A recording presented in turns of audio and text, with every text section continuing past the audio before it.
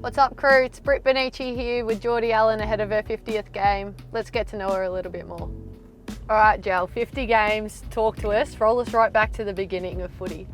Yeah, I started just kicking the ball with my brother Jacko in the backyard and my cousins, and I just literally loved any type of ball that I could get in my hand. Yeah, played all of my junior footy down at Rye, played from the age of under 10s to under 14s with the boys, and then I was like tossing up what I do with my footy, and at that point in time the closest team was Mornington, but that year that I was supposed to go to Mornington, Rye actually created a women's team, so a youth girls team. So it was the first year that I had aged out of boys footy and I was lucky enough to continue playing for Rye. We went to the exhibition games and I was just like, yeah, this is really cool. And they said like 2020, like that was so far away. Yeah. Like I was 13, so it's 7 years. I couldn't even look that far into the future. I'd just gotten to high school, like so much going on in my young life. I remember you really taking me under your wing when I got to Vic Metro. Like that night that I put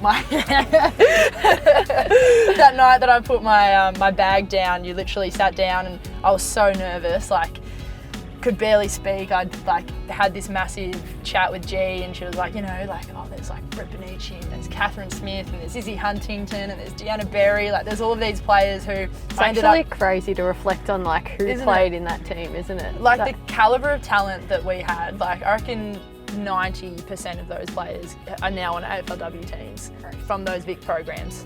When you rocked up to Pies, did you expect that, I guess, first of all, you'd end up being a best and fairest winner at one of the biggest clubs in Australia, and you'd then go on to be, I think you're the 7th person now to play 50 games in the black and white.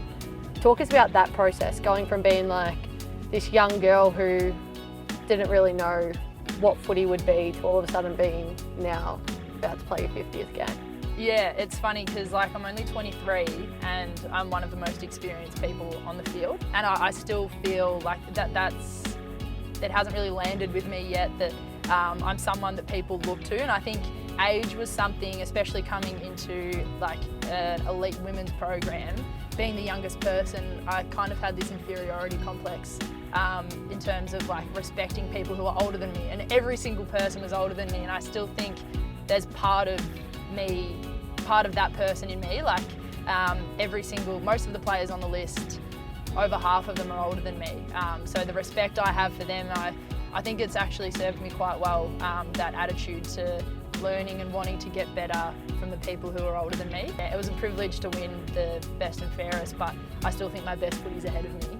Talk to us about uni, and balancing uni and footy and something like paramedicine is pretty intense. How do you do it? Yeah, not quite sure actually. It's been a battle this year. I think I definitely underestimated the time that it would require to do full-time uni. I haven't been back to full-time uni since just before COVID, or the first year of COVID. So part-time uni was definitely great, but I think I just wanted to finish my degree. Having placements on top of that, like it's been such a privilege to be able to go on to the trucks in the community and actually not just observe, but I was going into people's homes and being the first point of care. And like the impact of my practice on them isn't lost on me. But in terms of like juggling it with footy, it's been awfully difficult. Like I think most times our fixtures have been Sunday games. So the only day during the week, Monday to Friday, that I actually have completely off is a Monday. So we've been having games on a Sunday. I've been coming to the club, getting my recovery done after the game, and then pretty much going home, having a sleep, and then waking up at 6 to go to placement by 7. And I'm on the truck all day.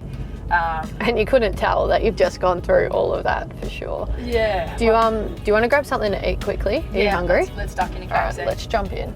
Hey, we're just the Collingwood girls for Jordy Allen's 50th game. Yeah, Mum and Dad. Thank you.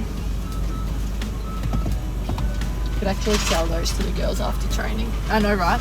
I'm calling dibs, I reckon. Yes, sir. Nah, probably not. That will be good. There's Thank you. Coming as well. Thank you. Wow. Wow. That one. Thank you. And some chips. Thank you. Stack up. Thank you very much. stoked. All right. Let's get out of here and dig in.